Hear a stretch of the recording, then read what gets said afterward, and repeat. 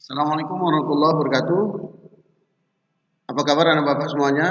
Ya, alhamdulillah tetap semangat untuk belajar dari rumah. Ya. Nah, sebelum kita memulai pelajaran hari ini, mari sama-sama kita berdoa. Berdoa dimulai. Berdoa selesai. Alhamdulillah hari ini kita akan belajar tentang syarat sah sholat, rukun sholat, dan yang membatalkan sholat. Sebelum lanjut, Bapak ingatkan kembali bahwa materi kita yang lalu adalah kita pelajari tentang apa? Ya, pengertian sholat menurut bahasa, ya, dan istilah. Yang kedua tentang apa? Syarat wajib sholat. Ya, baik. Untuk hari ini kita akan bahas tentang syarat sah sholat, rukun sholat, dan yang membatalkan sholat. Ya, kita lanjutkan. Nah, syarat sah sholat yang pertama harus beragama Islam. Ya, beragama Islam. Jadi kalau bukan beragama Islam, kalaupun dia sholat tidak sah sholatnya. Yang kedua harus balik dan berakal, artinya dewasa. Anak-anak ya belum sah sholatnya. Ya, dan yang ketiga harus suci dari hadas kecil dan hadas besar. Harus berwudu artinya. Ya, kita harus berwudu kalau mau sholat. Yang keempat, suci badan, pakaian dan tempat. Artinya apa? Badan kita dalam keadaan suci, tidak dalam keadaan bernajis. Pakaian kita harus juga bersih, ya, bukan harus baru, tapi harus bersih, ya, pakaian kita ya terbebas dari najis. Dan tempat kita sholat harus terbebas dari najis. Kemudian syarat sah sholat yang kemudian berikutnya adalah mengetahui mana rukun dan mana yang sunat. Nah, itu harus tahu mana-mana saja yang rukun, gerakan-gerakan yang rukun yang harus kita baca, mana yang boleh atau tidak, ya. Dan yang keenam, menutup aurat. Jadi harus tertutup aurat kita. Kalau aurat laki-laki dari batas pusat sampai ke bawah. Aurat perempuan seluruh tubuh kecuali muka dan telapak tangan. Jadi kalau mau sholat diperhatikan rambutnya jangan sampai keluar, ya, itu dia. Kemudian menghadap kiblat. Artinya orang yang sholat tidak menghadap ke kiblat itu tidak sah sholatnya. Kalau kiblat kita mau arah ke arah barat. Nah, kalau kita sholat arah timur tidak sah. Dan yang kedelapan terakhir itu adalah itu sudah masuk waktu sholat. Jadi kalau belum waktu, umpamanya sholat zuhur, umpamanya 12:30. Kalau belum masuk 12:30 waktu zuhur kita sholat zuhur tidak sah sholatnya.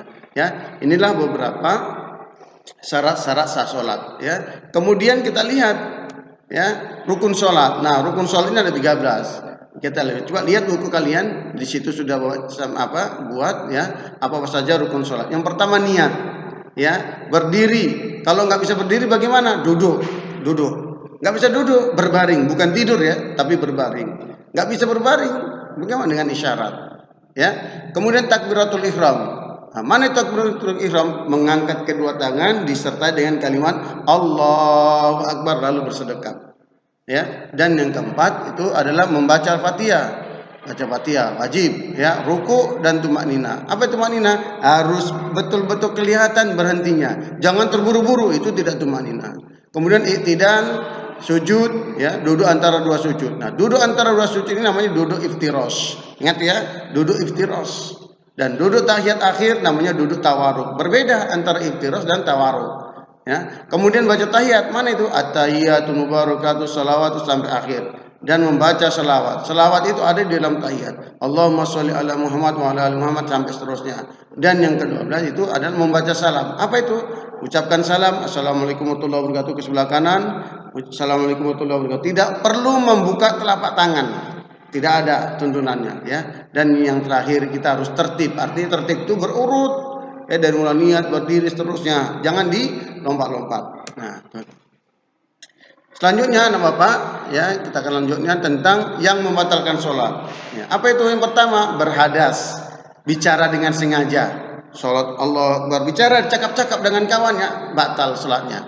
Terbuka auratnya, terbuka nampak rambutnya atau nampak bagian anggota tubuh yang lain yang harus ditutup. Kemudian apalagi bergerak berturut-turut sampai 3 kali. Makan dan minum dengan sengaja. Atau dia waktu sholat ada bonbon di mulutnya, batal. Ya, terkena najis. Begitu kita sholat Allahu Akbar, tahu-tahu apa? ada najis ternyata, ya, ada kotoran hewan di situ, maka batal sholatnya. Ada air bagi yang tayamum, begitu kita sudah cari air kemana-mana nggak dapat, kita tayamum. Begitu kita sedang sholat, hujan turun, batalkan sholatnya, batal. Nah, kemudian apa yang batalkan sholat? Mendahului imam. Ini. Jadi jangan kita mendahului imam, gerakan imam. Tunggu gerakan imam dulu, ya. Kemudian yang terakhir adalah murtad.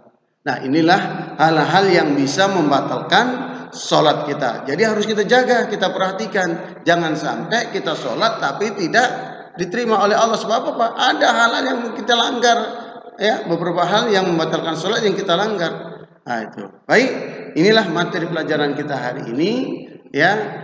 Mudah-mudahan nanti bisa diulang-ulang buku kalian di rumah, ya. Nah, yang terakhir Bapak akan coba kasihkan untuk tugas kalian di rumah. Silakan kalian nanti tulis jawaban kalian itu di kertas folio saja. Ya, di kertas folio ini ada 3 pertanyaan. Tuliskan 3 syarat sholat. Ya, yang kedua membaca Al-Fatihah termasuk titik-titik dalam sholat. Termasuk apa dia? Ya, nah, tuliskan 3 hal yang membatalkan sholat. 3 saja, nggak usah banyak-banyak. Cukup 3. Oke, demikian saja materi pelajaran kita hari ini. Sampai ketemu pada pembelajaran berikutnya. Assalamualaikum warahmatullahi wabarakatuh.